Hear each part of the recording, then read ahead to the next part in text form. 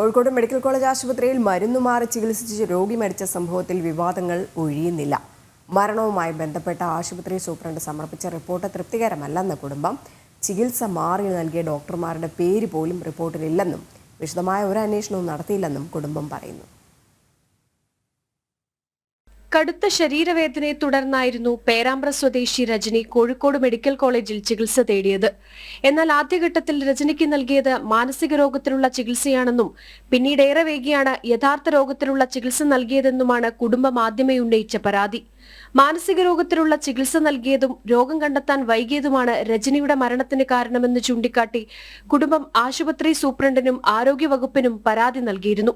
എന്നാൽ പരാതിക്ക് മേൽ യാതൊരുവിധ അന്വേഷണവും നടത്താതെയുള്ള റിപ്പോർട്ടാണ് ആശുപത്രി സൂപ്രണ്ട് സമർപ്പിച്ചിരിക്കുന്നതെന്നാണ് കുടുംബത്തിന്റെ പരാതി. എൻ്റെ ഭാര്യ രജനിയുടെ മരണവുമായി ബന്ധപ്പെട്ട് ആരോഗ്യവകുപ്പിൻ്റെ ഇതിൽ നിന്നും ഇതുവരെ ഒരു നടപടിയും സ്വീകരിച്ചത് ഞാൻ കാണുന്നില്ല.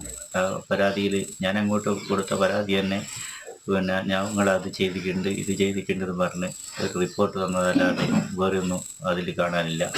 ന്യൂറോ വിഭാഗത്തെ കാണിക്കാതെ പല ഓർത്തോ വിഭാഗത്തിലും കേസിയുമായി അതുപോലെ തന്നെ മാനസിക രോഗത്തിനുള്ള ചികിത്സയും ആണ് ഇവർ ചെയ്തത്. ഈ 4 ദിവസം ഉണ്ടായിട്ടും കോഴിക്കോട് മെഡിക്കൽ കോളേജിലുള്ള ഡോക്ടർമാർക്ക് കണ്ടുപിടിക്കാൻ പറ്റാത്ത രോഗമാണോ ഈ GVS? ചികിത്സ മാറി നൽകിയെന്ന ഗുരുതര ആരോപണമാണ് മെഡിക്കൽ കോളേജ് ആശുപത്രിക്കെതിരെ ഉയർന്നത്. എന്നാൽ ഈ വിഷയത്തിൽ കൃത്യമായൊരു അന്വേഷണം നടത്താൻ പോലും മെഡിക്കൽ കോളേജ് സൂപ്രണ്ട് തയ്യാറായിട്ടില്ലെന്ന് ഈ റിപ്പോർട്ട് വായിക്കുന്ന ഏതൊരാൾക്കും എളുപ്പം മനസ്സിലാവും.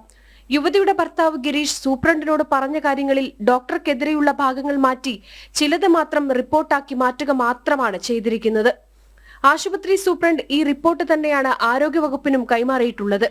ഈ റിപ്പോർട്ട് അനുസരിച്ച് ഒരു നടപടിയും ഉണ്ടാകാൻ സാധ്യതയുമില്ല. കുറ്റക്കാരെ സംരക്ഷിക്കുന്ന ഈ റിപ്പോർട്ടിൽ വിശ്വാസമില്ലെന്ന് രജനിയുടെ കുടുംബം പറയുന്നു. ജനം, കോഴിക്കോട്.